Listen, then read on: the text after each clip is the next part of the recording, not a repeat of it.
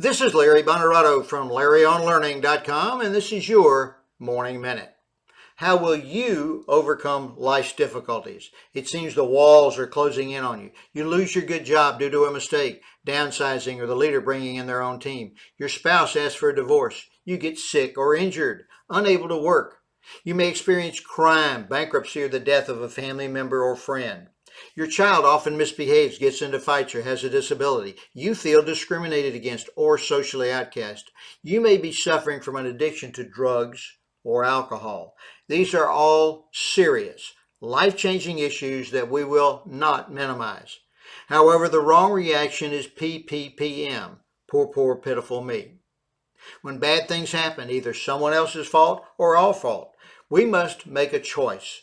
It may seem that there are no good options, only bad ones. It is then that we have the chance to consider how others have overcome difficult, life-changing issues.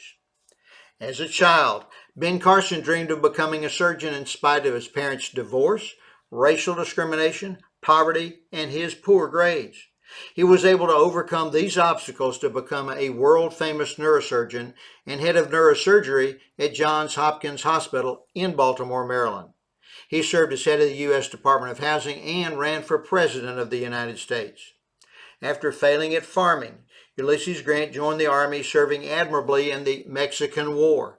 After the war, Grant left the Army and suffered through several more business failures. He rejoined the Army at the beginning of the Civil War. His early victories had President Lincoln appoint him as head of all the armies. After winning the Civil War, Grant was elected to President of the United States for 2 terms. Helen Keller, born in rural Alabama, contracted a fever at a young age, rendering her both blind and deaf. With the help of Anne Sullivan, she overcame her prison of silence and darkness. She became a voracious reader, graduated college with honors, and was an outspoken advocate for helping the blind.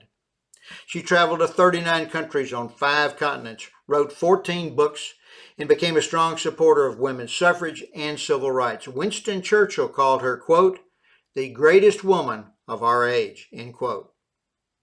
While it is true that bad things happen to good people, it's not what happens, it is our actions after what happens that will determine our success or failure. If Ben Carson, Ulysses Grant, and Helen Keller can overcome their huge obstacles, you can as well. Understand that God has a plan for your life. It may be that the pain and heartache you're suffering is part of His plan to raise you to something better. He may be having your success be an example for others. However, remember, His plan will always be better than any that we devised without Him. Seek His guidance to overcome any adversity. And now, may God grant you the serenity to endure your difficulties, the courage to make tough decisions, and the perseverance to overcome all obstacles with His help. So I ask again, how will you overcome life's difficulties? P.S. Don't wait for the problem. Pray regularly that God will keep the difficulties from you. And that is today's Morning Minute.